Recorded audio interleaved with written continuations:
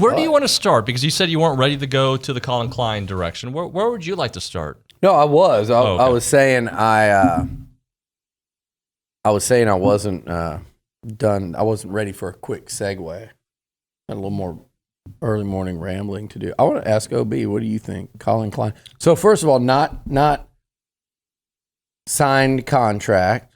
We've seen this, in sports too much. But he accepted the job. How about Matt Musil, your boy? Matt Musil, Channel 11, coming in over everybody's head yesterday. He's a Kansas State guy. I had no idea. Kansas State guy, yeah.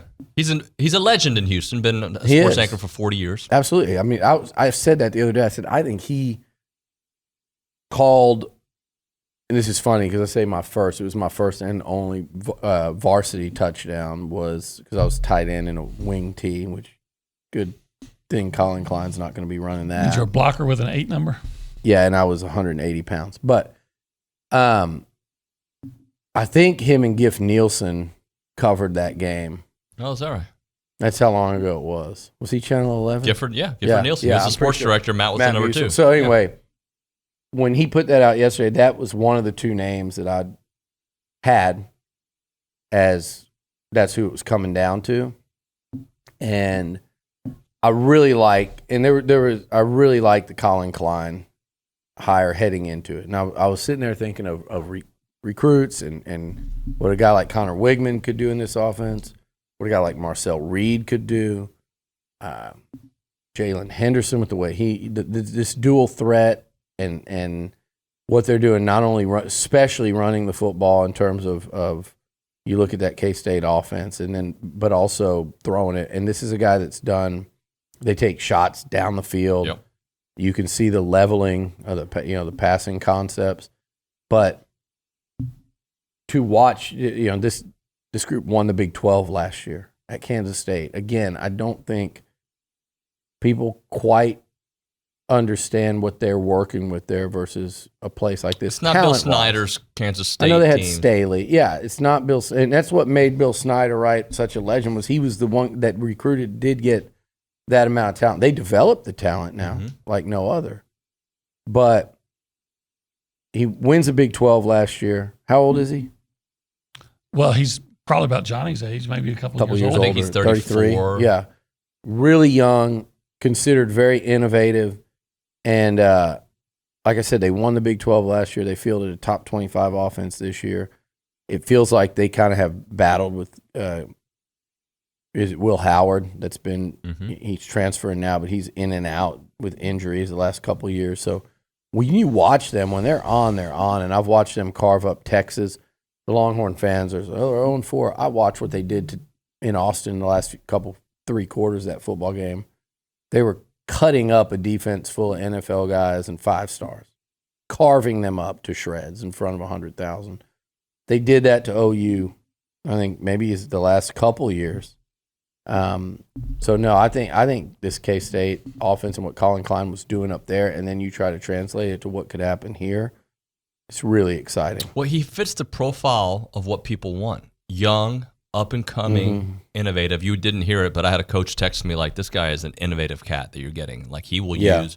And that word keeps coming around. Yeah. I like that. And he, balance, but balance with a purpose, right? Not just balance to be balanced, to run the ball. Like he does mix it up quite a bit. I'm excited. By the way, it's not the only hire, but it's the first big, it's the coordinator position. It's the big one. Yep. Zane, by the way, just texted Jake Johnson to the portal. Okay. To interrupt our OC thing, but probably on his way to North Carolina. Yeah, I would imagine so. And that was kind of the thought from the jump. And good, he was a solid tight end here. Yep. Go play with your brother. Yeah, no hard feelings there. They were 2 great representatives of A&M while they were here, and first class family all the way. So I'll be rooting for. That makes me like Carolina a little more. I like Mac. I like their uniforms. Great stadium. I don't know if you've ever been there. I've never been. Great stadium. Beautiful. Oh, and again, like here's the deal. We're breaking down a hire that I'm saying it's not a sign thing, and it broke out this morning. I've said it. We've seen this, like I said, a million times. You got to sign it, get it across the finish line. But that name's out there now, out there as having accepted the job. So let's talk about it. Well, like I was saying before you came on, I'm not going to lie and act like I'm an expert on Kansas State. I probably only saw some highlights of them this year. But I do know, like you said, they won the Big 12 last year. I watched that, and that was an explosive offensive team. Part of that was because they had Deuce Vaughn. But even if you look at Deuce Vaughn, even if you say Deuce Vaughn, I mean, we're not talking about a guy that's a great pro. That's a difference making. I'm a pro. And this year, I was saying, who can you name from their offense other than Will Howard, the quarterback? And even then, you got to be really dialed in to know Will Howard. And yet they're scoring, almost 35 points a game. I had that true freshman quarterback come in that was pretty magical after Will Howard. What's his name? I forget his name. So yes, but it's a true freshman. He's a true freshman. I'll say this: K-State's fighting, to keep him, and they've been fighting for a couple days. It didn't first get out with Musil's. In other words, Kansas State didn't find out from Musil's report yesterday. We had some locals texting that there was a local Kansas State guy that knew about it, and this is something I think that name came across my desk when I start writing, that I love the names, and his was one of them. Sunday, maybe? Mm-hmm. Yeah, Sunday. It was Sunday after our podcast on. But so K-State's known. They've been fighting it, so that's why I don't expect them, to win that battle, because it's not something that just happened. And wait, don't leave. We got our, this has been ongoing for a couple days. But they are devastated up in Manhattan. Well, and that's important. One of their own. It is, yeah. It's just going to show what a great opportunity you have here. That's true. That is very true. And also, I think it speaks a lot to Mike Elko and probably the conversations they've had and how he goes about hiring. This is him. He's doing it. It's not, obviously it has to run through agents at some point, the contract stuff, but he's running point, making the initial call. He's running point, center, power forward, shooting guard. It doesn't matter. If it's Buzz's offense, he's playing all 5 positions. He's doing it himself. While he's recruiting, while he's trying to manage the portal, while he's putting together the rest of his staff. The good news is, I don't know if I've seen it reported yet, but all those guys we've named, other than I named the tight ends coach and Trooper Taylor, who I expect both of them to come, all those other guys are here. Ish, the offensive line coach, Cushing, they're all here. They're across the street working. The entire recruiting staff. So he's got the reinforcements have arrived. He's not fighting, this multi-front battle by himself anymore. But he's hiring coaches and he's hiring his coordinators. And from first contact till a deal is done, he's in the middle of it. It's not Jimmy Sexton, get us somebody, give us some names, we'll pick one, pass it on. Eventually he'll talk to the coach. And I've seen that with a couple times, in coaching. Kevin Sumlin didn't do that as much. I think he made a mistake and did that with Christensen, and that cost him pretty dearly. But that was a lot of the way Jimbo went about hires. This is face-to-face. This is, wire-to-wire from the head guy. And I think that matters a great deal. But K-State's been trying to hang on, and they are livid. They're over the moon pissed off about it and upset. And guess what? Not pissed at him, but just upset. Seth sent me a text message from someone that works up there that was, let's just say, not happy to lose him. The reason I'm saying all this is, you remember when A&M hired John Chavis? I do. And I was up there right with everybody leading the charge. He was an ace D coordinator. You know what everybody at LSU kept saying? Take him.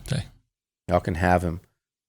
Same thing happens in recruiting sometimes. You know what we said to LSU when they took a guy out of the portal and took some kind of victory lap and thought they got one over on him? We said, you can have him. And look what's happened. Listen to the people. what did Florida State say about Jimbo? They didn't say you could have him, but they told you a lot. They were like, we didn't listen. You'll see. It was more like, you'll see. Yeah, and so I'm just saying the reaction up there in Manhattan's a lot different right now. Let me read this chip on the YouTube page. Speaking of Kansas State's in the red zone, 5th in red zone attempts, 4th in rushing touchdowns in the red zone, 5th in passing, 90%. They score when they hit the red zone. How about that? A red zone offense that scores touchdowns. If he can do the same things here at Kansas State, and I don't think it's going out on a limb to say he's going to have access to more talent. You might say, yeah, but he's going to be playing stronger defenses. Okay. But if he can have any of the success that he had at Kansas State, then you could see A&M make a remarkable rebound. Because I still think the problem for A&M this year was as basic as just poor offense. Mm-hmm. Yeah. Poor offensive scheme. Sure. Not necessarily players, but offensive scheme. What does it say that Penn State tried to get this dude? Yeah. Notre Dame tried to get this dude. A&M gets this dude. One of the A&M is going to get one of the hottest young names in college coaching. That's what it says. That's what he is. Like you said, Penn State, that's a hard one to turn down, right? Nittany Lions and coming. What about Notre Dame? How many people turned down Notre Dame? Not a lot. And he's hired by the guy that left Notre Dame. Yeah, for A&M. For A&M. So, but you're right. I mean, there's some heavy hitters. Yep. And A&M outslugged them for this one. The Asian persuasion says Optimus Klein. That means nothing to you probably, but to Billy it means something. What does it mean to you? It's from the Transformers. Oh, wow. Hey, yes. My kid was like. That was when we were kids. He was playing with them. But we'll say, hopefully he'll transform that. I was going to make a Megan Fox comment. I know her too. Yeah. Familiar with her work? On Transformers. What about Jennifer 8? Was that a movie? Was she? Yeah, it was. Yeah. I didn't see that one. It's really weird. You should watch it with Irma.